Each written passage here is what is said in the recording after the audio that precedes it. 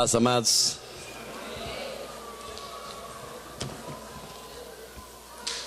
Glória a Deus. Abra a sua Bíblia comigo, lá na carta de Tiago. Tiago está logo depois de Hebreus, lá no finzinho da sua Bíblia. Tiago, capítulo 1, versículo 12 a 15. Tiago, capítulo 1, versículo 12 ao versículo 15.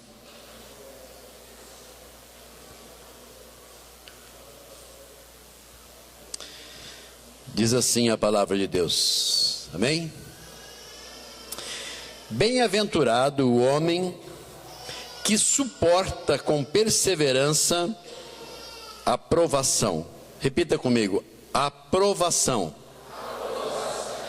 Porque depois de ter sido aprovado, receberá a coroa da vida, a qual o Senhor prometeu àqueles que o amam. Ninguém ao ser tentado, diga, tentado, poderá dizer, sou tentado por Deus, porque Deus não pode ser tentado pelo mal, e Ele mesmo não tenta ninguém. Ao contrário, cada um é tentado na sua própria cobiça, quando essa o atrai e o seduz. Então, a cobiça, depois de haver concebido, dá à luz o pecado, e o pecado, uma vez consumado, gera a morte. Amém? Coloque a sua mão sobre a sua fronte. Repita comigo assim, diga, Deus, em nome de Jesus, eu repreendo sobre a minha mente todo espírito de distração. Trago agora cativo a minha mente a tua palavra, em nome de Jesus. Amém. Queridos, eu quero falar nesta noite sobre quando as coisas se confundem, quando as coisas se embolam, quando elas se enrolam, quando nós não conseguimos muitas vezes discernir o que é uma coisa e o que é outra. As pessoas na sua sã consciência, quer dizer, pessoas normais, elas estão prontas, estão aptas para assumir responsabilidades. Correto? Amém? Então, a pessoa em sã consciência, ela está preparada para assumir responsabilidade. Por isso que muitas vezes nós atribuímos uma responsabilidade a uma criança, só que ela tem que ter uma responsabilidade adequada à sua idade, à compreensão, à sua capacidade. A um adulto, nós já podemos exigir uma outra faixa de responsabilidade, porque ele já está preparado pela vida para assumir determinadas responsabilidades. Isso acontece, por exemplo, dentro do casamento. Então, por que não pode se casar um menino de 10 anos com uma menina de 11?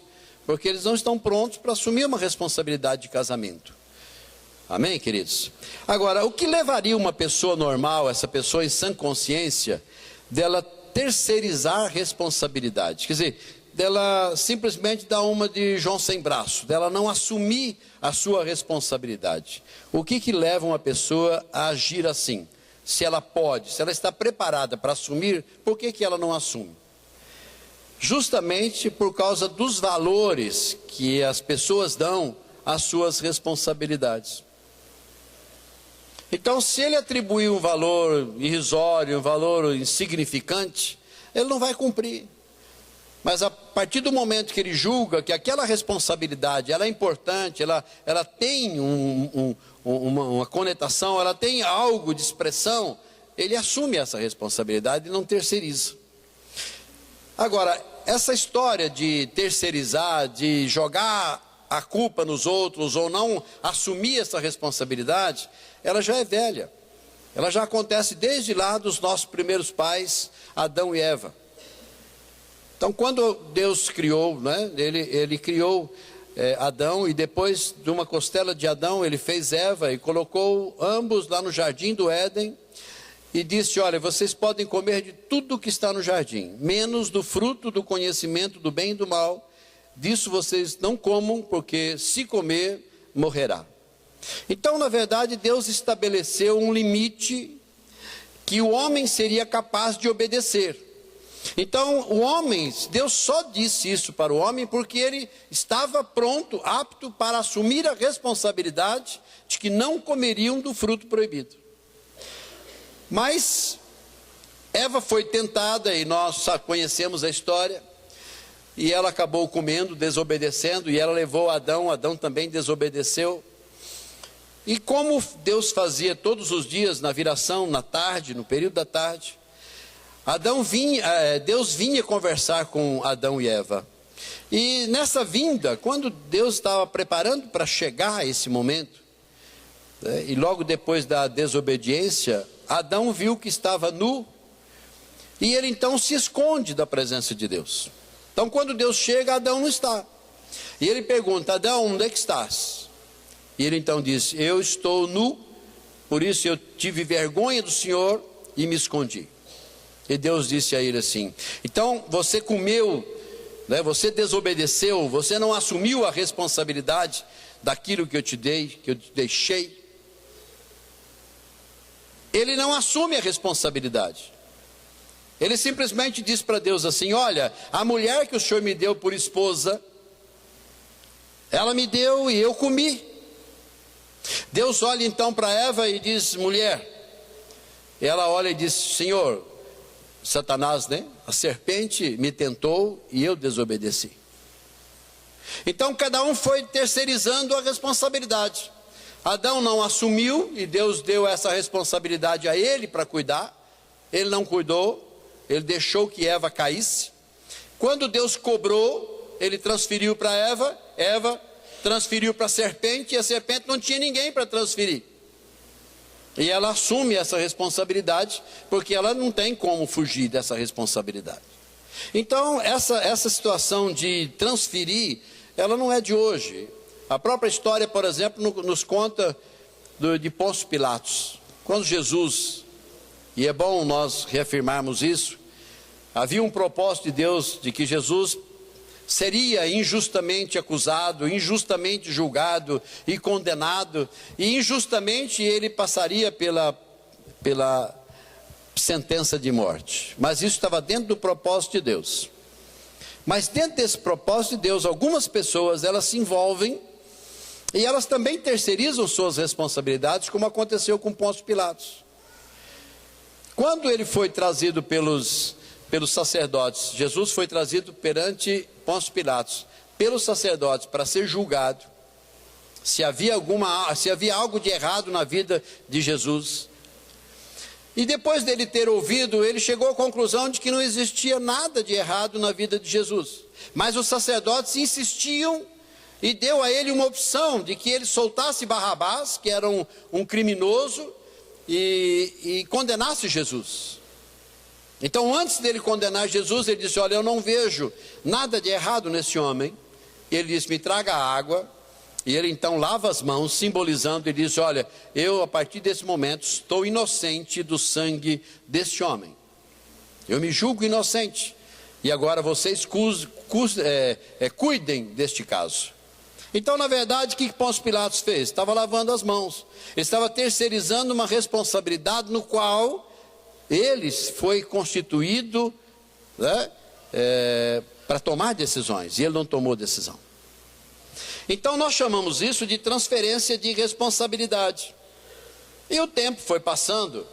E vocês imaginam hoje como está crescendo essa onda de que ninguém assume nada. Vocês imaginam como é que está vivendo. Isso afeta a nossa vida, irmãos. Isso afeta a vida da igreja. Isso não é só lá com o homem do mundo, o homem sem Deus, o homem que não conhece. Não, amado, isso está acontecendo dentro da família que vive dentro da igreja. Essa terceirização não é apenas do pai e da mãe. Essa terceirização é dos filhos. Por exemplo, um filho é desleixado, ou uma filha, não assume responsabilidade, mas é uma pessoa desleixada. Ela chega em casa, vai largando as coisas, tudo jogado. E de repente, na hora de sair, ela lembra que ela tem que pegar o celular. E ao invés dela admitir que pelo seu desleixo ela não sabe onde pôs, ela pergunta assim: quem pegou o meu celular?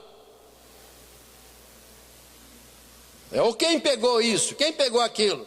Onde está o meu sapato? Que fizeram disso? Que fizeram daquilo? Na verdade, ela está dizendo: alguém fez isso, não eu. Ou a mãe, por exemplo, ela olha um espelho quebrado, ou quem sabe um vidro de perfume quebrado, ou alguma coisa, e ela olha para a filhinha que costumava brincar com aquilo, ela diz: quem quebrou? A filhinha diz: não sei, não fui eu. Então, na verdade, ela diz para a mãe assim: não adianta nós conversarmos sobre isso, porque eu não vou falar que fui eu.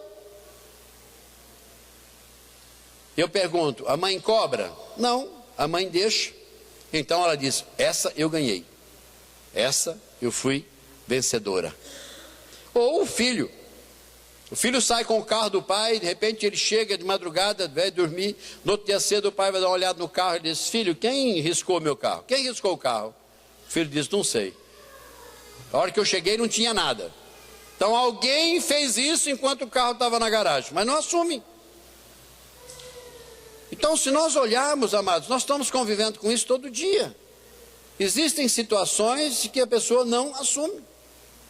Está lá o maridão, né, ele sai para jogar futebol, e aí ele volta, e aquela chuteira toda com aquela grama, né? E ele entra em casa que a mulher acabou de limpar, e ele vai, aquela graminha vai ficando.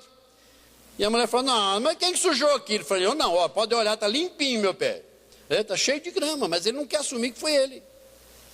Então, queridos, nós vivemos com essa transferência de responsabilidade. E eu pergunto: como será amanhã? Ou melhor, será que nós vamos precisar esperar amanhã para que as pessoas comecem a transferir para Deus uma responsabilidade que seria nossa? Não. Nós vemos hoje, por exemplo, uma manifestação entre os homossexuais, eles estão dizendo: olha, a culpa é de Deus. Se nós somos assim, é Deus, foi Deus quem nos fez.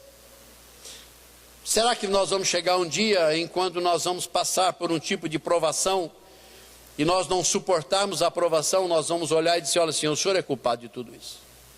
O Senhor é culpado pelo que está acontecendo, o Senhor é culpado por isso, por aquilo e por aquilo. Nós vamos transferindo. Existe uma história, né? É lógico que é uma historiazinha, de que os homens estavam passando pela estrada e de repente encostado ali naquela estrada, né, sentado num tronco de árvore, estava o diabo e ele estava ali cabisbaixo, chorando, e a pessoa passou e disse: o que é que aconteceu? Você não é o diabo? Ele disse: eu sou. Eu falei: mas por que você está chorando? Ele falou: porque eu não aguento mais, tudo que acontece a culpa é minha, tudo que acontece a culpa é minha, certo? Então todo mundo terceiriza, certo? O diabo é culpado de tudo, amados. Então nós precisamos tomar cuidado. Eu tenho uma fita lá, eu sei que ela é emprestada, eu já assisti, vou devolver, né? O diabo no banco dos réus. Interessante aquela história, Renato. Achei interessante, né? Um advogado resolve processar o diabo por tudo aquilo que ele faz de errado no mundo. E o diabo comparece e ele responde o processo em pessoa. E é interessante aquela história, né? Gostei muito. E principalmente o final, né? O final foi maravilhoso, quando ele não teve onde escapar e ele então foi derrotado. Mas no texto que nós lemos, Tiago procura trazer para nós, os nossos dias, uma palavra que a gente precisa esmiuçar essa palavra, conviver com ela. Ela não pode ser algo aleatório, distante, que não nos diz respeito. Pelo contrário, Tiago nos chama a entrarmos nesse contexto para que a gente possa começar a avaliar o nosso dia a dia. E esse nosso dia a dia depende muito de como eu estou com Deus, de como eu estou enfrentando situações, de como eu estou vivendo. E ele chama atenção justamente para esses dois fatos. E ele diz o seguinte, que bem-aventurado o homem que suporta com perseverança a provação vinda de Deus. E ele também diz ao contrário, cada um é tentado na sua própria cobiça. Então, olha bem, a provação ele está dizendo, aquele que suporta a provação vinda de Deus. E aquele que passa pela tentação vinda do diabo. Então, nesse texto, seria interessante que nós pensássemos um pouco, porque nós vivemos com isso. Quando nós lemos João 10:10, a palavra de Deus diz que o diabo veio para quê? Vamos lá, o diabo veio para... De novo, vamos lá. O diabo veio para matar, roubar, destruir. Jesus veio para que nós tenhamos vida e vida abundante. Olha bem, então, em primeiro lugar nós encontramos o que o diabo veio fazer. O diabo veio fazer só isso, só matar, roubar e destruir, não veio fazer mais nada. Agora, se nós colocarmos esses três aspectos, engloba toda a nossa vida. Então ele veio para matar, roubar e destruir. Mas Jesus veio para nos dar vida. Então, se o diabo veio para matar, Jesus veio para restaurar, dar vida. Amém? Amém. E se ele veio para roubar e destruir, quer dizer, tirar o que o homem tem, Jesus veio para dar abundância. Então eu não preciso temer o diabo. Amém? Porque ele pode me tirar algo, mas Deus pode me restituir muito mais. Amém? Mas eu convivo com isso. Por que eu convivo com isso? Porque nós convivemos na igreja. Quanto tempo de uma semana? Na semana nós temos 7 dias, 24 horas por dia nessas 7 semanas, nesses 7 dias da semana. Então temos 24 horas. Nós temos o tempo que dormimos. Então nós temos outro tempo que nós trabalhamos. E aí um tempo pequeno, em que alguns dias nós estamos vindo reunião de oração de segunda, nós estamos vindo algum curso de segunda-feira, às vezes algum trabalho na terça, mas é muito difícil. Mas na quinta nós temos célula, no sábado nós temos o trabalho dos jovens, dos adolescentes, no domingo nós temos curso de manhã, e no domingo nós temos culto à noite, tarde e noite. Então, se nós olharmos, nós estamos vivendo mais fora da igreja do que dentro da igreja. Amém? Bom, quando nós estamos vivendo fora da igreja, o diabo vai nos tentar em áreas para nos derrotar. Então, se ele veio para matar, roubar e destruir, ele vai trabalhar em áreas da nossa vida, áreas corriqueiras, áreas que nós temos como atividade normal. Dentro da nossa atividade normal, o diabo vai armar, ele vai criar situações para nos derrotar lá. Para que quando nós cheguemos na igreja, nós já cheguemos na igreja derrotados. Estão comigo? Amém? Então nós chegamos na igreja para adorar o Senhor, para prestar um culto ao Senhor. Mas, queridos, nós estamos afetados por aquilo que o diabo causou. Olha bem, Adão e Eva, eles tinham um relacionamento normal com Deus, devia ser um relacionamento maravilhoso. No momento em que eles desobedeceram, eles perderam esta comunhão. Então, se nós estamos vivendo o nosso dia a dia, e lá o inimigo arma as suas armadilhas, e nós caímos nessas armadilhas lá, se nós não restaurarmos isso antes de chegarmos à igreja para oferecer alguma coisa a Deus, Ele não recebe. Então muitas vezes nós estamos vivendo errado lá fora e queremos chegar aqui na igreja e sermos cheios do Espírito Santo, derramar o Espírito Santo, queremos bênção de Deus, mas a nossa vida lá fora está totalmente desorganizada. Então nós temos que consertar a nossa vida lá fora, porque lá, quando o inimigo nos atacou, ele nos venceu. Em que áreas o inimigo poderia nos vencer? Por exemplo, nos tirando a paz. Há um cartaz que diz assim: paz no trânsito, paz não sei aonde, paz não sei aonde, né? Paz no campo de futebol, paz não sei, em todo lugar nós queremos paz. Por quê? Porque não tem paz. Se tivesse paz, não precisaria clamar por paz. Onde o inimigo pode nos atacar? Na tristeza. Nós acabamos de cantar agora. Quem é a nossa alegria? Então a tua presença, Senhor, é a nossa alegria. Se eu estou triste, tem coisa errada na minha vida. O crente não pode ser triste. A Bíblia não diz que o choro pode durar uma noite, mas a alegria vem pela manhã. Então não posso, eu tenho que, nesse período que eu estou triste, avaliar o que é que está acontecendo. Se eu cair, tem que restaurar. Porque quando chegar aqui na presença de Deus, eu vou dizer: Senhor, a tua presença é a minha alegria, mas eu estou chorando. O que é que está acontecendo? Tem coisa errada. Ele pode, por exemplo, trabalhar conosco em relação ao dízimo. Então Deus não disse assim: olha, se o homem, foi disse para Adão e Eva, se vocês desobedecerem, vocês morrem. Malaquias 3,10 diz assim: trazei todos os dízimos à casa do tesouro. Trazei todos os dízimos à casa de Deus. Amém? Se nós não trazemos, nós não desobedecemos. Se nós não desobedecemos, nós não pecamos. Se nós pecamos, perdemos a comunhão. Então eu não sou dizimista, não sou fiel no meu dízimo, e quando chega aqui eu perco a alegria. E aí eu pergunto: o que é que está acontecendo? Não sei, pastor. Eu chego na igreja, eu fico com aquela tristeza, eu não tenho aquela alegria.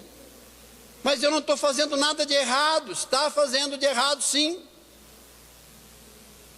Tanto é que ele diz: olha, provai-me nisso, diz o Senhor. Malaquias 3,12. Provai-me nisso, diz o Senhor. Quer dizer, se você for fiel, eu abrirei a janela dos céus e derramarei sobre vós bênçãos sem medida. Então, a obediência. Ele não disse isso para Adão. Ele disse: Adão, me obedeça e viverá eternamente. Adão desobedeceu e foi afastado da presença de Deus. A Bíblia diz que o que nos afasta da presença de Deus são os nossos pecados. Então, quando eu chego à presença de Deus, eu tenho que saber, eu tenho que estar preparado, porque senão eu não consigo me alegrar. Então, isso, queridos, nós passamos na nossa vida. Outra coisa, pensamentos impuros. Muitas vezes nós temos pensamentos impuros, e nós não confessamos isso para Deus. Chegamos aqui na igreja, queremos derramar, queremos transbordar. Pessoas que adulteram, pessoas que fornicam, né, que têm um relacionamento irregular, pessoas que usam de palavrão. Então são muitas e muitas coisas que são corriqueiras na vida das pessoas e que precisam ser consertado. Então aqui nós encontramos, Tiago diz: olha, é preciso fazer uma varredura no nosso dia a dia para termos comunhão e intimidade com Deus. E ele destaca duas situações importantes. Primeiro, ele fala sobre a tentação. Então, o que é tentação? Tentação é uma indução, quer dizer, é uma sugestão do diabo para o mal. Repete comigo, ó. Tentação é uma sugestão do diabo para o mal. Então eu não posso de forma alguma achar que essa tentação é para o meu bem. Mas não é, o diabo veio para matar, roubar e destruir.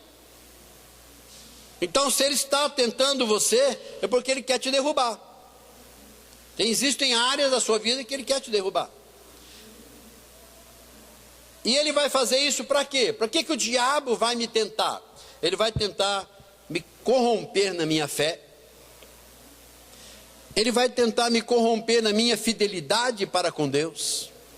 Ele vai tentar roubar o poder de acreditar em Deus. Ele vai tentar me roubar a consciência que eu tenho de que a palavra de Deus é verdadeira. Quer dizer, ele vai trazer dúvida a respeito da palavra de Deus. E mais, ele vai roubar a minha esperança. Queridos, se nós perdemos a esperança, nós perdemos a alegria. Nós lutamos tanto aqui para quê? Por que nós batalhamos pela fé hoje? Nós batalhamos porque nós cremos que chegará um dia em que o inimigo será afastado e nós viveremos para sempre na presença do Senhor sem o mal, onde não haverá choro, não haverá ranger de dente, não haverá problema, não haverá situação, não haverá mais nada disso. Então nós estamos esperando que esse dia aconteça, mas enquanto não acontecer, o Senhor está dizendo, enquanto isso não acontecer, nós vamos estar aqui. Na oração o Senhor está dizendo para o Pai, Jesus orando, ele está dizendo: Pai, eu não peço que vos tire do mundo. Ele está dizendo: eu não quero que o Senhor tire esses homens que me aceitaram, não tira eles do mundo. Mas ele está dizendo: Pai, livra-os do mal, livra-os das garras do diabo. Então, se Jesus estava dizendo isso, é porque ele estava dizendo: enquanto eu não voltar, o inimigo vai ter poder de tentar as pessoas. Olha para o teu irmão e diz assim: olha, você é um alvo da tentação do diabo. Agora volta para ele e diz assim: ó, mas não se preocupe, o Senhor Jesus é contigo. Amém, amados? Glória a Deus. Então essa tentação, ela só recai quando a pessoa, ela é tentada no que ela gosta. Ao contrário disso, olha, cada um é tentado na sua própria cobiça. Quando essa cobiça atrai e seduz as pessoas. Eu estava dizendo no primeiro culto que eu nunca vi alguém chegar e dizer: pastor, estou sendo tentado a sair pela rua com uma vassoura, uma pazinha, um saquinho de lixo, e aonde eu encontrar sujeira, eu vou ficar varrendo e colocando isso no lugar certo. Alguém, já ouviram alguém ser tentado com isso, queridos? Não? Alguém já viu lá no cartório, a pessoa no cartório de protesto, a pessoa chega e diz: olha, eu estou sendo tentado a quitar algumas dívidas. Dá uma olhada para mim se tem alguém que está sendo protestado e que precisa urgência pagar a dívida, que eu estou disposto a começar a pagar essas pequenas dívidas. Você viu alguém tentado assim? Não. Nós não somos, porque isso não atrai, isso não seduz. Então nós somos tentados no quê? Naquilo que a gente gosta. Quer ver uma coisa que a gente gosta? E que nós somos tentados? E como o diabo tem dançado, ele tem nadado de braçada nessa área. Você concorda comigo que uma pessoa normal, de sã consciência, ela gosta de sexo? Sim ou não? Não vai pensar, não. Sim ou não? Deixa eu fazer a pergunta que acho que não entenderam bem. Você acredita que uma pessoa em sã consciência, normal, ela gosta de sexo? Sim ou não? Sim. Claro, irmão. Claro. Então agora para os jovens vocês tampam o ouvido aí. Não tem nada a ver com vocês não. Tudo bem? Nós estamos falando aqui para os casados. Então, o sexo não foi criado por Deus? Sim ou não? Sim. O sexo é santidade? Sim ou não? Sim. O sexo é bênção? Sim. Aonde? Dentro do casamento. O que o diabo criou? O diabo criou fornicação, adultério, certo? O ficar, isso. Ele criou um monte de coisas, bestialidades. Para que o diabo criou isso? Para ofuscar, para roubar a santidade do sexo na vida das pessoas casadas. E eu pergunto: quantas pessoas elas têm enveredado por uma vida de adultério? Por quê? Ele chega à conclusão e diz: olha, pastor, a tentação foi muito forte, eu não resisti. Ele não resistiu porque ele gosta. Não vem com essa história não. Ele gosta, ele caiu porque ele gostou. Aí nós temos, por exemplo, a fornicação.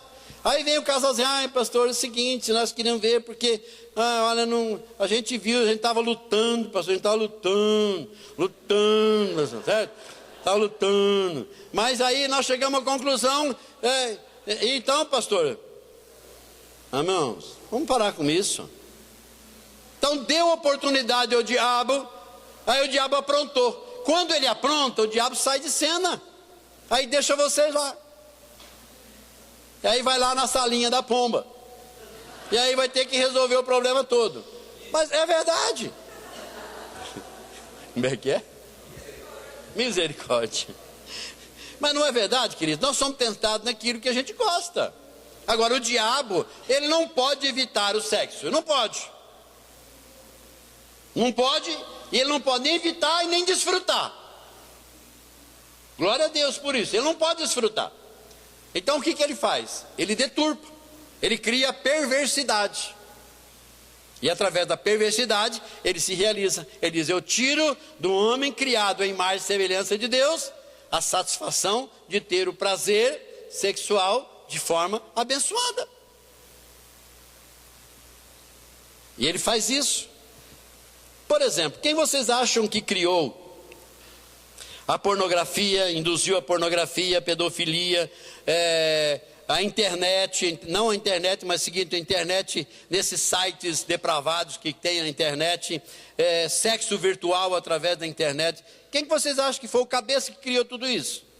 Criar uma cabeça humana, claro que foi humano, mas uma cabeça totalmente entregue nas mãos do diabo.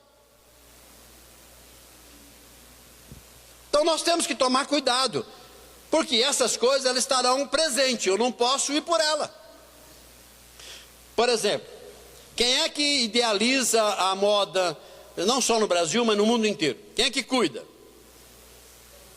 Os homossexuais. E vocês acham que os homossexuais amam as mulheres, né? Amam as mulheres. Não, amados, não amam não. Se pudesse destruir, destruiria.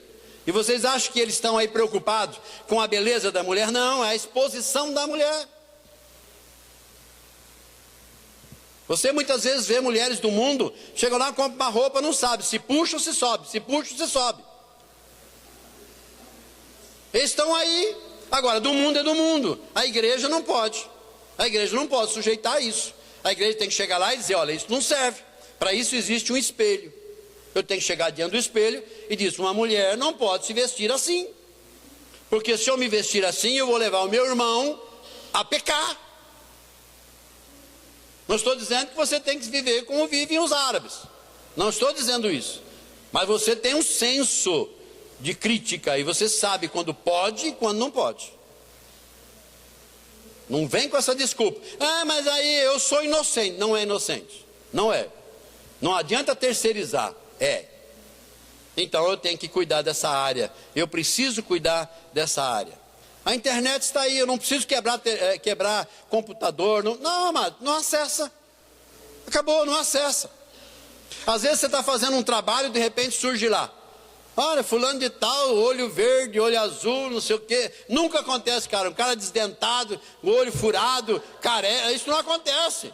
Não, amado, vai lá dizendo, olha, acessa agora, converse, bate papo. Aí você chega lá e fala, acho que eu vou ver aqui o que está acontecendo. Só para ver. Manda o inimigo embora, diz, olha, em nome de Jesus, sai. De repente você fica com aquela telinha, dá som. Claro, você tem que resistir. Não é tentação, é tentação. Às vezes você está lá datilografando um sermão e aquela droga aparece.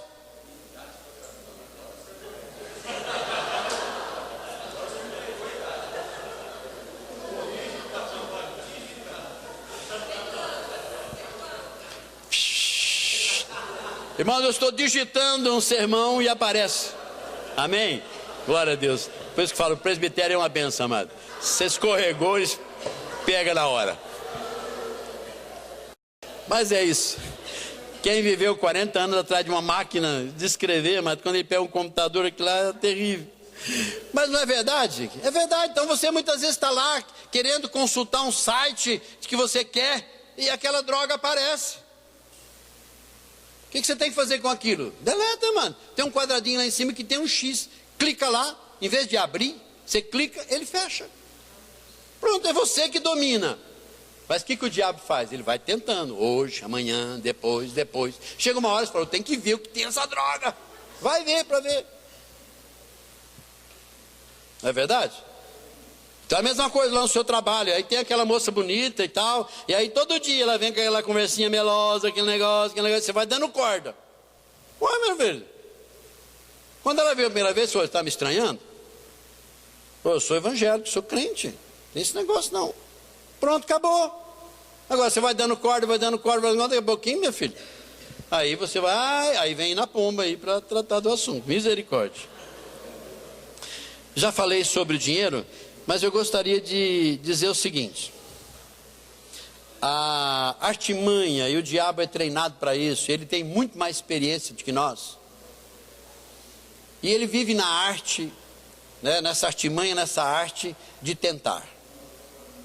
É claro que ele sabe o que nós gostamos, ele sabe o que é um prato cheio, ele vai nos tentar justamente nessa área, e quando ele consegue nos derrotar nessa área, é difícil nós colocarmos de pé de novo.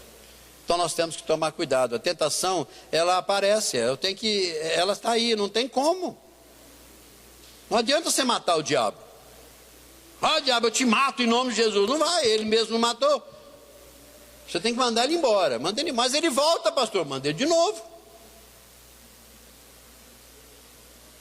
Concorda? É a mesma coisa, alguém chega na tua casa e diz: o senhor pediu pizza? Você fala assim: não. Então tá bom, ele vai dar uma voltinha, depois ele volta e bate de novo. O senhor pediu pizza? Ele diz: não, ele vai embora. Na terceira vez, fala: você não tem lugar para entregar, então deixa aqui. Está errado, irmão, vai dizer: eu não vou pedir, não vou aceitar essa pizza. É a mesma coisa do diabo. Ele bate, você diz não. Ele bate, você diz não. Terceira vez ele fala: bom, não tem dono mesmo, então entra. Não, amados, tentação é tentação. Amém? E nós, não adianta dizer, nós sabemos o que é tentação. Tem alguém aqui que nunca foi tentado, que pode arriscar dizer: pois eu nunca fui tentado na minha vida? Não faça isso não, porque a Bíblia diz que nós não podemos mentir. Nós fomos. Salmo 139, verso 23, diz assim, o salmista: prova-me. Está dizendo assim para Deus: prova-me. O Senhor conhece os meus pensamentos, os meus sentimentos, os meus desejos. Prova se eu não sou sincero para com o Senhor. Sabe que nós podemos chegar para Deus e dizer: Senhor, me prova. Eu tenho sido sincero com o Senhor. Tenho guardado os teus preceitos, tenho guardado a tua palavra, tenho procurado viver, Senhor, o que o Senhor tem colocado para mim. Nós precisamos ser assim, todo dia: Senhor, dá uma olhada no meu coração, se há alguma coisa ruim. Se há alguma coisa ruim. João capítulo 10, verso 4, Jesus disse assim: aqueles que são meus, quer dizer, aqueles que um dia confessaram a Jesus como Senhor e Salvador, que receberam a Jesus como único Senhor e Salvador de suas vidas, a Bíblia diz que esses são de Jesus. E esses que são de Jesus seguem e obedecem a ordem de Jesus, o mandamento de Jesus, o conselho de Jesus para vivermos. Então nós não temos desculpa. Mas Tiago encaixa isso para que a gente comece a avaliar, porque isso faz parte do nosso dia a dia. Muitas vezes você sai para trabalhar de manhã, na tua mochila o diabo já entrou, ele vai com você, e aí no meio do caminho ele já começa a aprontar suas diabruras, suas manias. Então eu preciso estar atento daquilo que possa acontecer. Interessante que por Tiago, ele diz assim, lá no capítulo 1, versículo 2, ele diz assim: meus irmãos, tende por motivo de muita alegria o passardes por várias provações. Então ele está dizendo: olha, o diabo, ele tenta na nossa própria cobiça, naquilo que nos atrai e nos seduz. Mas ele está dizendo antes: olha, passar por provação é uma bênção. Você quer ser abençoado? Peça para Deus: Senhor, eu estou pronto para passar por provação. Não tem como ter vitória sem luta, sem batalha. Não tem como nós sermos aprovados se não passarmos no vestibular. Eu não vou perguntar e não quero que você se exponha, mas quem daqui já não fez uma colinha na escola? Foi uma benção, querido. Nós tiramos nota, eu fazia isso. Eu escrevia uma letrinha pequena e pegava aquela caneta Bic anterior e cortava o papel e colocava dentro da canetinha e depois ficava virando e vendo lá que estava. Já confessei isso para Deus. Mas eu me arrependo, porque eu deixei de aprender. Tirava nota, mas não aprendia. Então ele está dizendo assim: olha, é motivo de muita alegria. Olha para o teu irmão e diz assim: você gostaria de ter muita alegria? Olha para ele, fala para ele. Aí espera a resposta dele, espera, fala, responde aí, sim ou não? Sim. Agora fala para ele assim, olha, virão muitas provações, fala para ele. Ó, não vale esse negócio silenciosamente dizer tá amarrado aí não, hein? Mas é bíblico, nós só seremos muito abençoados se vencermos muitas provas. Digam glória a Deus. Um aleluia. Provação é o ato ou feito de provar, estabelecer a verdade, demonstrar a realidade, demonstrar uma situação concreta, de resolver um conflito, de aplicar com sinceridade, de demonstrar uma vontade absoluta de confiança, de ser decisivo. Eu disse no culto das 5, e nós tínhamos 2 advogados, nós temos agora um. Tem mais advogado aqui? Não, um só. Isso, mas pelo menos, obrigado irmão, porque senão agora você não podia falar isso, né, se nós não tivesse um advogado aqui. Mas não é verdade? Eu te procuro porque alguém disse que eu fiz algo. E aí você, como advogado, tem que juntar a prova de que eu não fiz. Quer dizer, quem me acusou não tem que fazer nada. Ele só me acusou. Eu é que tenho que juntar a prova de que eu sou inocente. Concorda, irmão? Por isso que é fácil, querido, o diabo infernizar a vida das pessoas. Ele não precisa provar nada. Ele simplesmente faz uma arrumação e cai fora. Aí deixa você e Deus. E aí Deus diz assim: junta todos os teus argumentos e venha ter comigo. Querido, não adianta, eu tenho que chegar e dizer assim, eu sou culpado mesmo. Eu caí. Não adianta eu ficar o dia inteiro falando para Deus que não é, que não é, que não é, que não é. E não, Deus, eu caí. Acabou. Amém? Essa situação da provação, ela é uma bênção, mas diga para o teu irmão, a senhora, dói. Dói. E eu quero contar isso para você. Em 2004, muitas pessoas já sabem, mas em 2004, na época eu tinha 60 anos de idade. Então agora já não preciso falar a minha idade, vocês já descobriram, né? Fazendo exames corriqueiros, o médico constatou que eu estava com um nódulo maligno de próstata. E ele sugeriu que nós fizéssemos uma cirurgia. Nós passamos pela cirurgia, depois concluímos todos os exames.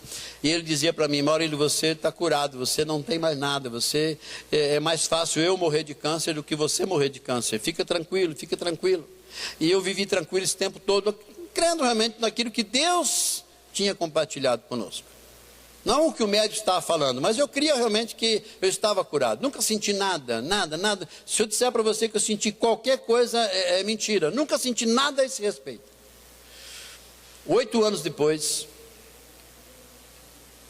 meu PSA começou a subir, eu tentei descobrir, o médico, se eu continuasse com o médico até hoje, eu estaria com ele.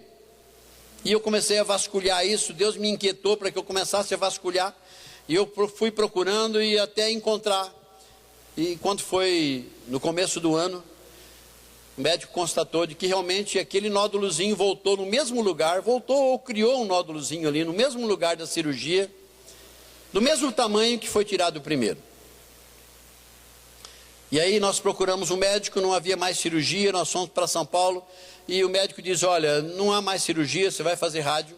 E eu fiz rádio, fiz 37 sessões de rádio, e o meu PSA começou a baixar.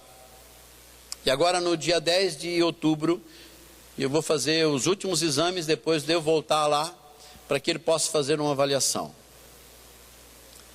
Aí você pergunta assim: pastor, por quê? Isso é uma provação ou isso é uma tentação? É uma provação, amados. É uma provação. Eu nunca perguntei para Deus por quê. E nunca reclamei de Deus de nada. Nunca passou pelo meu coração eu reclamar de Deus, por quê? E eu poderia ter argumentos para dizer isso. Senhor, tenho vivido a minha vida toda na tua presença, procurando fazer a tua vontade. Eu não falo nada porque ele vai dizer assim, aí, você não faz mais do que obrigação.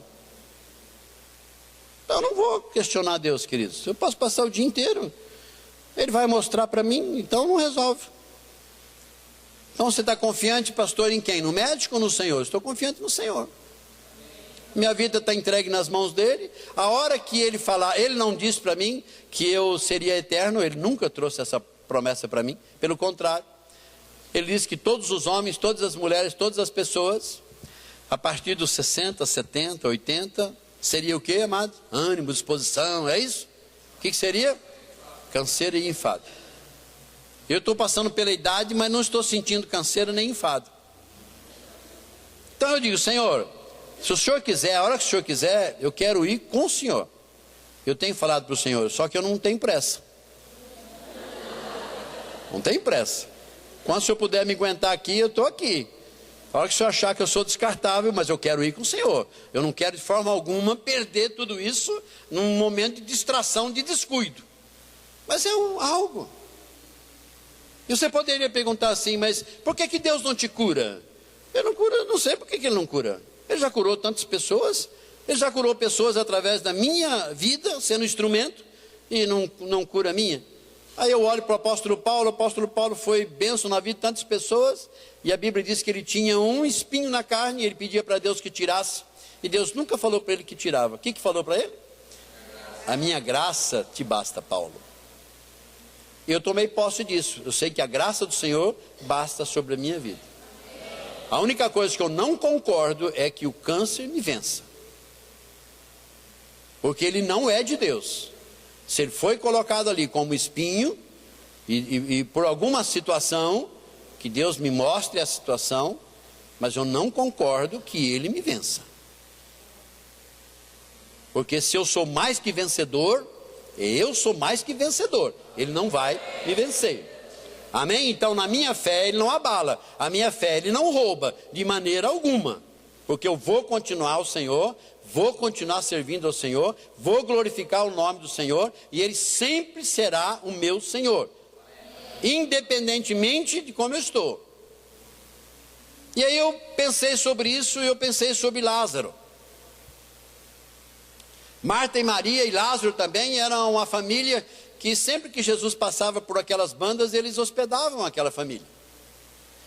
E um dia, Jesus estando um pouco longe, Lázaro se achou enfermo, e Marta e Maria então mandou mensageiro que achasse Jesus e trouxesse Jesus rapidamente para aquela casa, e que ele pudesse curar Lázaro da sua enfermidade. Quando chegou a notícia, Jesus demorou ainda 3 dias naquele lugar. Quando ele chega na casa de Marta e Maria, a palavra era uma só, tanto de Marta quanto de Maria: Senhor, se o Senhor tivesse chegado antes, Lázaro não teria morrido. Jesus olhou para Marta e Maria e teve a mesma palavra: ainda que ele esteja morto, viverá.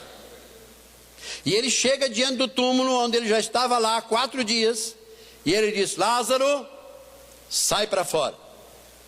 E Lázaro veio para fora. Reviveu. Conviveu com Marta e Maria. E provavelmente morreu um outro dia. Jesus não voltou lá. A Bíblia não diz que Jesus voltou lá e ressuscitou Lázaro de novo. Mas interessante nesse texto, eu queria saber por que Jesus permitiu isso. Que quando ele chegou diante do túmulo, ele disse assim: Pai, eu sei que tu me ouves. O Senhor sempre me ouve. Mas eu estou aqui, Senhor, por causa de quem? Por causa deles. Essa multidão que está aqui ao redor quer ver se o Senhor é poderoso para restaurar vidas. Por isso, por eles eu digo: Lázaro, vem para fora. Queridos, se nós estamos na mão desse Deus, se o diabo um dia quiser lançar isso na minha cara, eu vou dizer assim: o Senhor sempre me ouviu. Amém, amados? Então eu tenho que tomar isso como algo vindo de Deus, não importa a situação que eu estou vivendo. Quem me garante? Um dia nós estávamos conversando com um rapaz da igreja, e ele estava fazendo hemodiálise, ele tinha perdido os 2 rins, e ele fazia hemodiálise. Ele estava abatido, dizendo: pastor, provavelmente eu não tenho muito tempo de vida.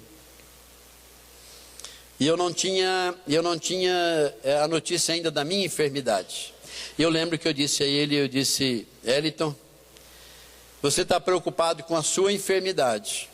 Quem te garante de que eu não morra antes de você? Ele olhou para mim assim e disse: sim, quem garante que eu não morra antes de você? Por que você está preocupado? Ele fez um transplante, hoje ele está bem, tranquilo.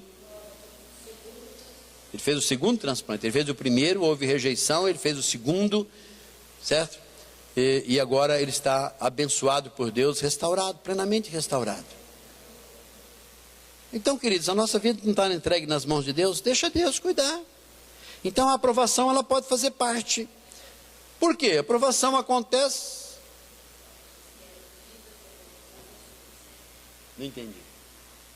Ah, sim, Paulo disse: quer eu viva, quer eu morra. É isso que eu falo, amados. De forma alguma eu quero tropeçar e na hora da morte perder a minha salvação. Isso não. Então eu tenho lutado, batalhado para que eu permaneça firme até a hora final. Não sei se eu vou ouvir a trombeta ou se eu vou ressuscitar dentro de um túmulo e seguir com o Senhor. Mas eu sei que nessa chamada eu estou. Amém? E se eu morrer e vocês estiverem vivos, pode ter certeza que eu vou antes. A Bíblia diz que aqueles que estão sepultados irão antes, e depois os vivos serão transformados. Eu peço: Senhor, eu gostaria de ser transformado, mas depende dele, não depende de mim. Mas eu estou preparado, amém? Então observa, a aprovação, ela acontece independentemente da minha vontade. Enquanto a tentação acontece de acordo com a minha vontade, quer dizer, naquilo que eu gosto, a aprovação acontece independentemente da minha vontade. Olha para o teu irmão e diz assim: olha, a aprovação não é você que escolhe, é Deus que provê. Amém, queridos? Olha, eu posso criar para mim mesmo uma situação de provação? Posso nada, ela é independente da minha vontade. Eu posso criar uma tentação, porque a tentação não depende da minha vontade? Depende. Então, por exemplo, eu começo a folhear e comprar revistas pornográficas. É claro que o diabo já me venceu, vai me levar a qualquer hora a cometer uma depravação. Agora, se eu me manter puro, não. Agora, como é que eu vou criar uma situação de provação? Não tem. Então vamos lá. Alguém que foi liberto, que era viciado, por exemplo, em pornografia. E aí agora ele está totalmente curado, e ele vai lá, abre a internet, e de repente ele fala assim: olha, eu vou ver se eu estou curado mesmo. Vou acessar aquele site antigo só para saber como é que eu vou me sentir. Querido, isso aí não é aprovação, isso é tentação. Você tem que mandar o diabo embora. Você tem que olhar, é burrice, é burrice. Mas você tem que chegar e dizer assim: em nome de Jesus, sai vontade. Isso aí não é de Deus, não. Não, eu vou acessar para saber como é que eu estou. Você está caído, já caiu. Só pelo simples fato de querer, já caiu. Então se prepara. Vou contar uma historiazinha, eu estou terminando, mas eu vou contar uma historiazinha de um homem chamado Jacó. Jacó era um homem mentiroso, um homem enganador. Ele enganou o seu irmão, roubou a bênção, que Jacó tinha para ele, que Isaac tinha para ele. E ele saiu e correndo, fugindo do seu irmão. Ele acabou indo para um lugar longe, e ele se abrigou junto lá dos seus parentes e foi para a casa de Labão. E lá ele conheceu uma mulher, a Bíblia diz que ela era linda, chamada Raquel. E ele se apaixonou por ela, e ela também se apaixonou por ele. E Jacó chega então para Labão e disse assim: Labão, eu me disponho a trabalhar 7 anos em troca da mão da sua filha Raquel. Ele foi específico, eu vou trabalhar 7 anos pela mão da sua filha mais nova, chamada Raquel. Então ele não teve dúvida do que ele propôs para Labão. Labão também não teve dúvida nenhuma na resposta. Ele diz: olha, eu vou ter um dia que dá ela para uma esposa para qualquer um, então eu dou ela para você como esposa. Fecharam o negócio. Então é o seguinte, você fica imaginando um homem, né, trabalhando 7 anos por causa de Raquel. Terminados 7 anos, então vão fazer uma festa de bodas de casamento. Eles passam lá aqueles 7 dias comendo e bebendo, e você imagina naquela alegria toda, Jacó acaba passando um pouco do limite, e ele vai para casa, né, vai lá para sua tenda, e logo em seguida a sua esposa então vai para sua tenda, e pulamos essa parte. Ele acorda na manhã seguinte. Então quando ele acorda na manhã seguinte, ele, né, descobre assim, ele olha e ele fala: uau! Quem é essa mulher? Você não é Raquel, você é Lia. E ele então corre para Labão e diz: Labão, você me enganou. Ele diz: não, mas eu trabalhei 7 anos pela sua filha mais nova. Ele diz: mas aqui o costume é o seguinte, é dar a filha mais velha primeiro.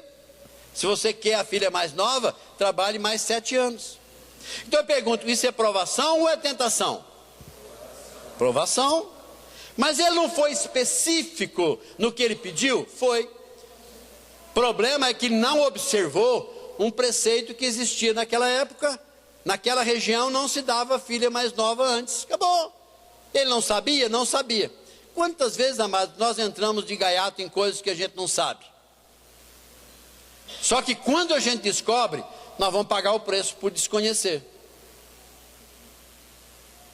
Quem aqui nunca se viu tentado numa rodovia deserta, está lá 80 por hora, ou senão você está passando na frente de uma cidade, você olha aquela cidade e fala: gente, não passa ninguém por essa rodovia, e tem aquilo assim, nos próximos 10 quilômetros, velocidade máxima 90 por hora. E você está com pressa de chegar em casa. Aí você olha e pensa um pouquinho, mas aqui não tem radar. E você vai matutando aquelas coisas todas, e de repente teu pé começa a pisar no acelerador, e você vai indo embora, e de repente lá na frente tem um guarda. Por que você não continua com o pé no acelerador e vai em frente? Não, você tira o pé, vai brecando, já vai pensando na resposta que você vai dar, tentando ludibriar o guarda. Irmão, não adianta, errou, acabou. Você sabia que era 90, sabia, está 110, tá, vai ser multado, vai. Manda o guarda multar e vai embora, para que perder tempo? Um dia, uma pessoa dando testemunho, eu quero dizer isso porque para a gente perceber bem. A pessoa diz: olha, eu gostaria de dar um testemunho. Aí o pastor entregou o microfone para ele e disse: olha, eu quero dar um testemunho seguinte. Eu tenho um carro, esse carro faz 3 anos que não está licenciado, olha bem. E nós estamos indo embora, e quem já viajou aqui, naquela descidinha, calma, não pode se preocupar, ela está cuidando, é só ela que vai chorar, tá bom? Ninguém, não chora não, deixa só ela, não, só o nenê chorar. Mas naquela descida de Catanduva, antes de chegar no guarda rodoviário, tem um radar inteligente ali. Radar inteligente não é que os outros são burros não, que aquele radar, ele, assim que você passar por ele, ele pega a placa do teu carro e o computador imediatamente vai fazer um diagnóstico como é que você está. Então quando ele chegou na frente do guarda, o guarda bem mansamente mandou ele parar. E aí foi dar uma olhada, mas então ele tinha 3 anos de IPVA atrasado. Ele tinha, acho que não sei se era 12 ou 15 multas que não tinha pago.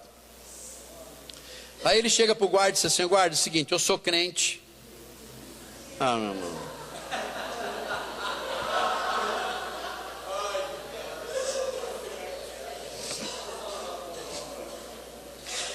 Quem estava sentado assim: mata, Senhor, mata, não deixa não. Mas ele foi argumentar, mandou chamar o tenente veio e disse: olha, eu estou com pressa, eu sei que eu estou errado, mas eu vou regularizar a situação, o senhor me libera para eu ir e voltar. Aí o tenente chegou lá e liberou ele para ir e voltar na viagem, mas ele veio contar com um testemunho de livramento que Deus deu.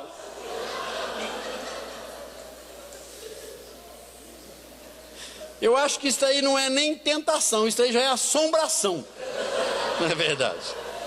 Mas, pelo amor de Deus, não. E ainda vai se identificar como crente? Ah, não, querido, não, aí foi demais. Aí acabou tudo.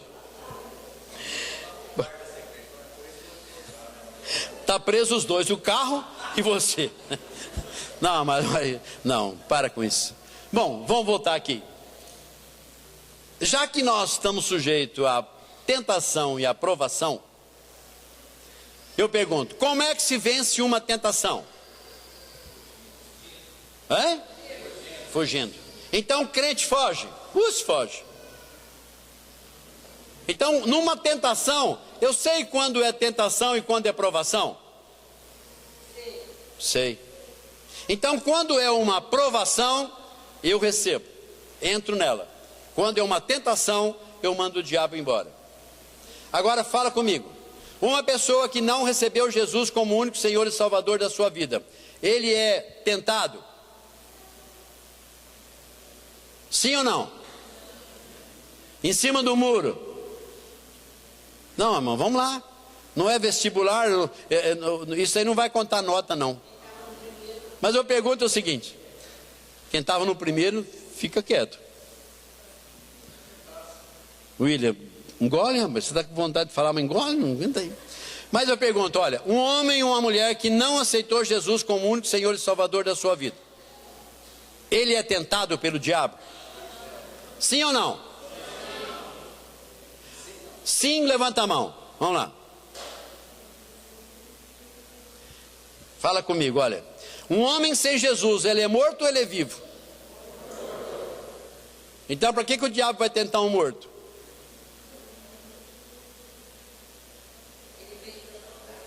Ele veio para matar, roubar e destruir. Quem vai matar um morto?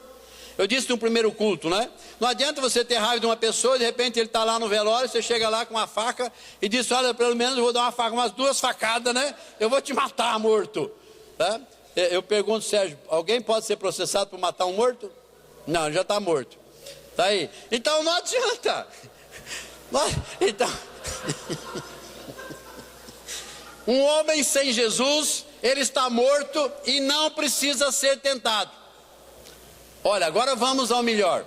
Um homem sem Jesus pode ser provado? Não, ele está morto, como é que vai provar? Então, queridos, provação e tentação faz parte da vida de quem? Do crente. Diga glória a Deus. Aleluia. Diga assim, ó, nenhum morto tem o privilégio que eu tenho. Glória a Deus. Aí agora tem pessoas, Deus começa a provar, ele começa a chorar. Não, mas tem que saber o seguinte: não quer ser provado? Não, então morra. Ué, pede para Deus, eu quero morrer agora. Pronto. Não, é um privilégio nosso. E ele diz o seguinte, olha, tendes por motivo de toda alegria o passardes por várias privações, várias provações, vários tipos de provação. Então, muita gente está sendo privado de muita alegria porque não quer provação. Não tem problema da provação. Chegou. Passo por ela, sou vencedor e pronto. A Bíblia diz o seguinte, olha, quando eu sou fraco, é aí que eu sou forte. Então, quando eu sou fraco, quer dizer, a prova é muito dura, muito difícil. Eu dei um exemplo aqui no primeiro culto, e eu creio que muita gente já fez isso. Mas, por exemplo, o pai tem lá um menininho pequenininho, e você vai carregar um peso, e ele fala assim, deixa eu ajudar, porque ele sempre quer ajudar.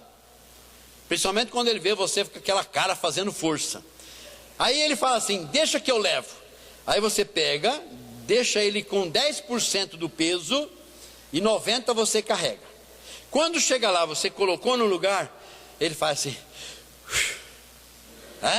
é igualzinho o pai não faz assim quando chega lá? Então ele fala, eu carreguei, mas quem é que carregou 90%? O pai. Quando a provação é muito dura, Deus pega aquela provação e carrega junto. Quando você passa por ela, você fala, que alegria. Aí Deus fala assim, eu carreguei 80% do peso. Então quando eu sou fraco, quer dizer, quando eu vejo que é muito difícil, Deus está dizendo, eu sou forte, carrego por você. Então, amados, não vamos ter medo da provação, ela virá. Ela é uma forma de eu crescer, a forma de eu conhecer mais Deus, de eu ter mais intimidade com Ele. E eu quero encerrar. Eu quero que você repita comigo se você crê nisso. Você crê que você é um espírito, tem uma alma e mora no corpo? Amém? Então diga assim, ó, eu sou um espírito, tenho uma alma e moro num corpo. Amém? Então vamos lá. Deus é espírito? É. Então ele vai te provar aonde? Espiritualmente. Pastor, mas eu estou passando isso na carne. Tudo bem, mas o que vai vencer esse problema que você está passando na carne, na alma, é o teu espírito. Então, a Bíblia não diz lá, por exemplo, se eu estou triste, eu canto, eu canto. Então, em todo momento eu tenho que cantar louvores a Deus. Por quê? Porque Deus é espírito e Ele está me abençoando espiritualmente. Então eu vou dizer para a minha alma, calma. Eu vou dizer para o meu corpo, calma. O salmista, se eu não me engano, é o Salmo 20, não estou lembrado agora. Um dos salmos, ele diz assim, olha, aquieta, ó minha alma, aquieta. Que é que você está eufórica? Por que você está assim? Aquieta a minha alma. E ele diz o seguinte, olha, você ainda glorificará a Deus. A alma está dizendo para a alma dele estava em frangalhos, mas está dizendo, aquieta, calma, vai chegar um dia da vitória, nós somos vencedores, vai chegar um momento que você vai glorificar, você vai cantar louvores a Deus. Então pense nisso, alma, não desfaleça, não se entristeça, não se entregue, porque o Espírito Santo que habita no teu coração é maior do que a tua tristeza, do que a tua enfermidade, do que aquilo que você vive. Ele é vencedor na tua vida, amém? Glória a Deus, aleluia. Mas se eu sou um ser espiritual, eu pergunto, onde é que o diabo procura destruir o propósito de Deus? Na carne. É só nós lermos Gálatas 5, nós vamos encontrar ali, onde está, por exemplo, as obras da carne e o fruto do Espírito. Então o diabo vai tentar me destruir na minha carne. Diga assim, o diabo vai tentar me destruir na minha carne. Agora eu pergunto, você é um ser carnal ou um ser espiritual? Ser espiritual. Então você tem domínio sobre a carne? Então você vai dizer para a tua carne, calma, vai chegar a tua hora. Porque se um dia a morte te alcançar, ele vai alcançar o teu corpo. Mas se você crê em Jesus como único Senhor e Salvador, a sua alma estará com o Senhor e o seu espírito estará com o Senhor. Mas o teu corpo, provavelmente, todos aqueles que morrem, eles vão ficar aqui. Então eu tenho que entender isso, só isso, nada mais do que isso. 1 Coríntios capítulo 10, versículo 13 diz assim, não nos sobrevém tentação que não seja humana. Então o diabo não vai fazer nada além do que eu posso suportar. Pastor, mas eu sou fraco. A Bíblia diz que quando eu sou fraco é que eu sou forte. Então quando eu sou fraco eu dependo de Deus. Então quando você é tentado, em vez de você ter que correr depois aqui, lá no escritório da pomba, você antes disso corre na presença de Deus e vença a tentação. Pastor, mas lá no meu serviço está difícil porque as coisas estão cercando. Não vai, pede as contas e vai embora. Você acha que Deus vai deixar você cair e não vai te abrir um serviço melhor? E para encerrar eu quero dizer para vocês o seguinte.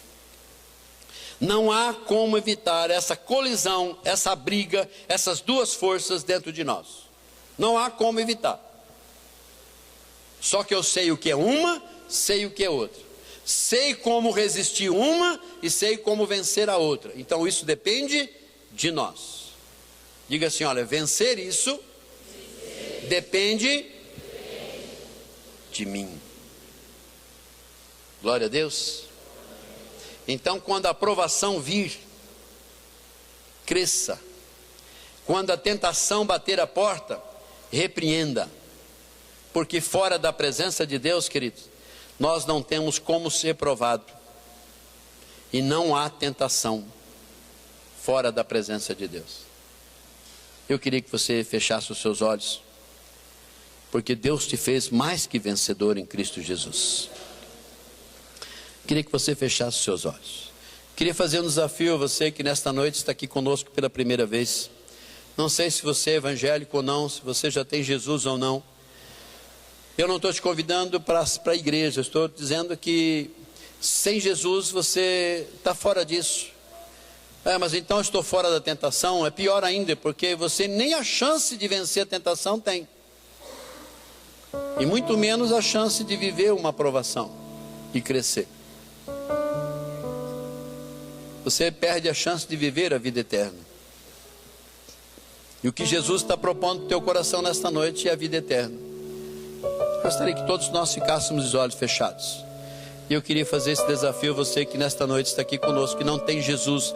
Se você ainda não entregou o teu coração para Jesus, e nesta noite você gostaria de entregar o teu coração para Jesus, eu gostaria que onde você estivesse, você pudesse erguer uma das suas mãos para que eu esteja orando pela tua vida. Glória a Deus, glória a Deus, glória a Deus. Mais alguém? Amém, amém, amém. Eu quero pedir a você que ergueu a sua mão, saia do seu lugar, vem aqui à frente. Vem aqui, eu quero orar pela tua vida. Não tenha vergonha não, irmão, vem cá.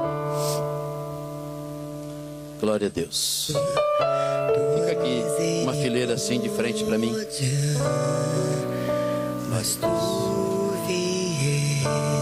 Mais alguém gostaria de entregar sua vida para Jesus hoje? Faça assim. Escutei tua voz chamando meu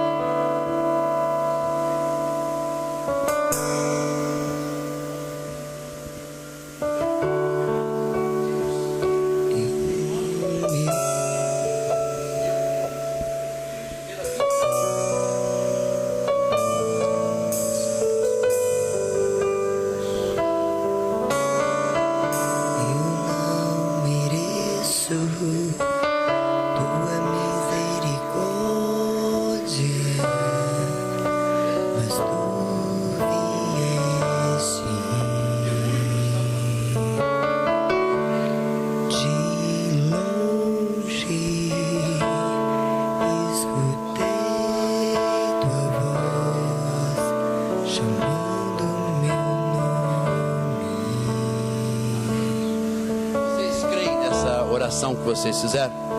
Sim. A palavra de Deus diz de que quando nós confessarmos a Jesus como Senhor e Salvador da nossa vida, nós nos tornamos filhos de Deus. Alguém diz assim, mas todo mundo é filho. Não, todo mundo é criatura. A Bíblia diz que nós só nos tornamos filhos quando nós confessamos a Jesus como único Senhor e Salvador. Então, o que vocês estão fazendo hoje torna vocês herdeiro com Cristo da promessa de Deus. E vocês vocês passam a fazer parte da família de Deus. Amém? E hoje nós temos aqui uma grande parte dessa família que estão aqui. Pode olhar para trás.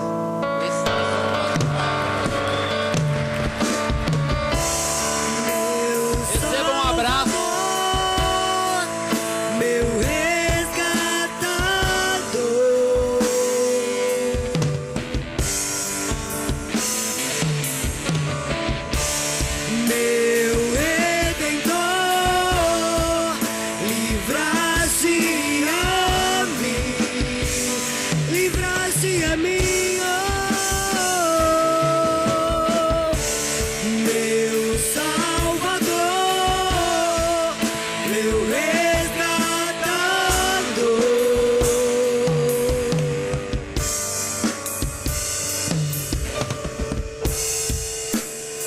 Pastor, eu já sou crente. Amém, glória a Deus, aleluia por isso. Mas eu gostaria que você pensasse sobre isso, querido. Às vezes nós achamos que tudo depende de Deus. Eu creio que tudo depende de Deus. Por que tudo depende de Deus? Porque Ele já nos deu a condição de sermos vencedores. Ele já declarou a nossa vitória em Cristo Jesus, amém? Então nós somos vencedores, mas nós temos que cuidar, porque as armadilhas do inimigo, elas são muito parecidas, elas vêm embrulhadas de uma maneira muito sutil, tentando nos derrubar, nos derrotar, nos fazer cair. Então eu preciso estar atento, em comunhão com Deus.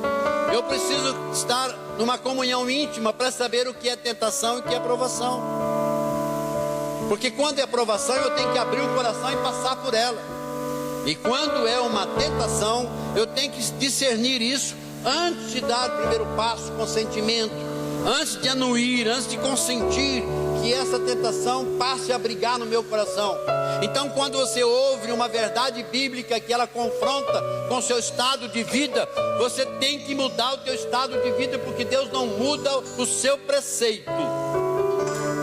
E Ele está dizendo, se você ouve e continua vivendo de maneira errada, você vai para o inferno. Não tem outra explicação. Então eu preciso, no confronto com a palavra, decidir. Não, preciso colocar um ponto final disso. Não posso conviver dessa forma. Nós não temos um diálogo de Adão com Deus. Deus decretou e simplesmente Ele disse qual seria a punição do homem. Ele teria que tirar da terra o sustento. E Ele deu uma punição para a mulher. Ele disse que Ele daria a luz em dores. E ela nunca deu a luz sem dor, porque ela não teve filho, só teve filho depois. E Deus deu também uma sentença para Satanás. Ele disse que você pegou pelo calcanhar, mas Jesus te pisará a cabeça. Amém? Então isso mudou? Não. Não mudou. Então não adianta, querido. Não adianta eu chegar aqui, levantar a mão, glorificar a Deus, ficar de piruleta, cabeça para cima, cabeça para baixo, não resolve. Deus olha como está a minha vida. Se ela não está de acordo, Deus está dizendo, não recebo o teu louvor, a tua adoração. Uau. Então é hora, amados, nós pensarmos sobre isso, colocarmos a nossa vida em dia, porque eu não sei o dia que o Senhor nos chamar. De longe, vamos colocar de pé. Nós vamos louvar o Senhor com esse cântico, chamando meu nome. Eu não mereço tua misericórdia, mas tu vieste de longe, escutei tua voz do meu nome.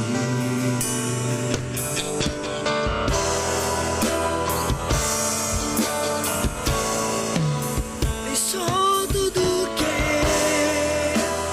tinha para perdoar o mundo pecador.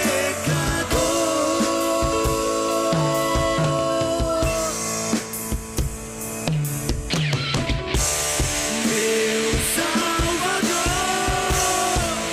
meu resgatador,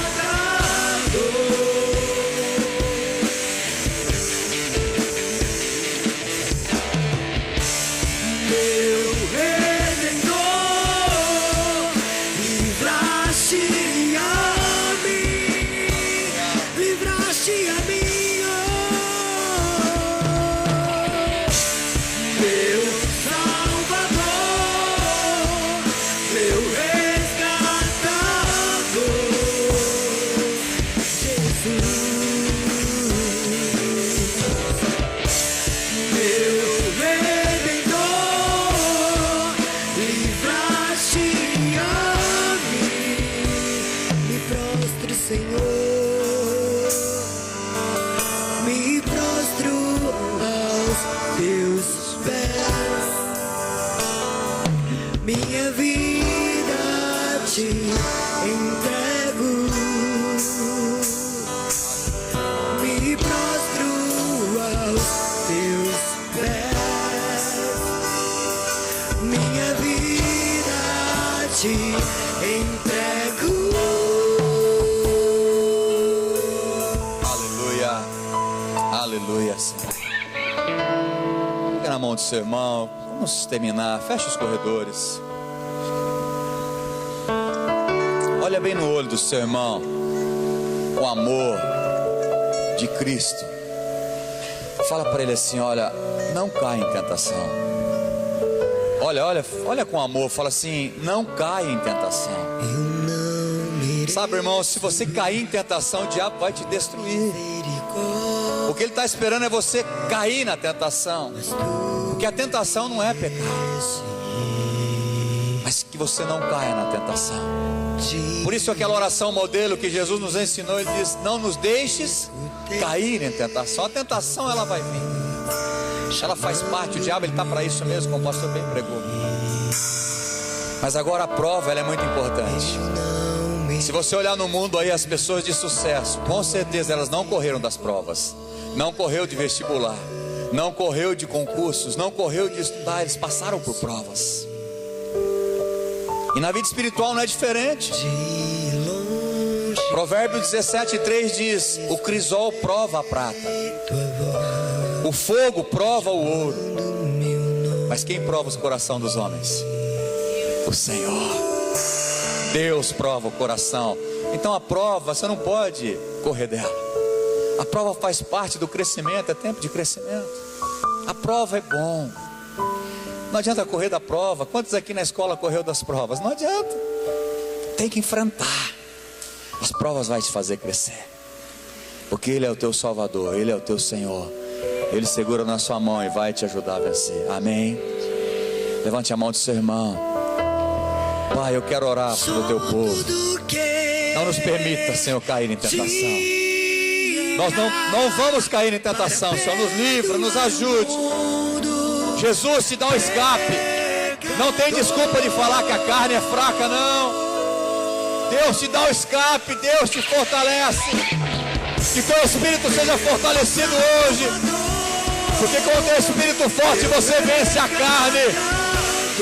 Mas a prova te faz crescer. Enfrente e vença a prova, para que você saia daqui aprovado hoje. Em nome de Jesus. Deus nos livra do mal. Não nos deixe cair em tentação, mas livra-nos do mal, Senhor. Em nome de Jesus. Eu abençoo o teu povo, Senhor. Obrigado, Senhor, por esta palavra do pastor Maurílio. Nós possamos entender isso e não querer enfrentar a tentação, mas resistir, fugir. Tua palavra nos ensina isso: resistir ao diabo e ele vai fugir de nós. Mas nos sujeitamos ao Senhor. Sujeitamos ao Senhor para as provas e vamos ser aprovados. Que o teu povo, Pai, seja abençoado. Que essa palavra entre como rema e traga vida para elas. Que aqueles que estão desanimados hoje possam sair daqui animados no Senhor, aprovados pelo Senhor. Que o grande amor do Senhor, que a graça do Senhor, que a unção, que o poder de Deus seja sobre a vida de cada um, em cada família aqui representada, em nome de Jesus. Amém e amém. Deus abençoe a sua vida. Aplauda ao Senhor. Aleluia. Deus abençoe a sua vida. Tenha um final de domingo abençoado, uma semana abençoada. Não caia em tentação. Em nome de Jesus. Eu profetizo a tua vida. Você não vai cair essa semana. Você vai ser forte em nome de Jesus. Deus abençoe. Vai com Deus. Em nome de Jesus. Deus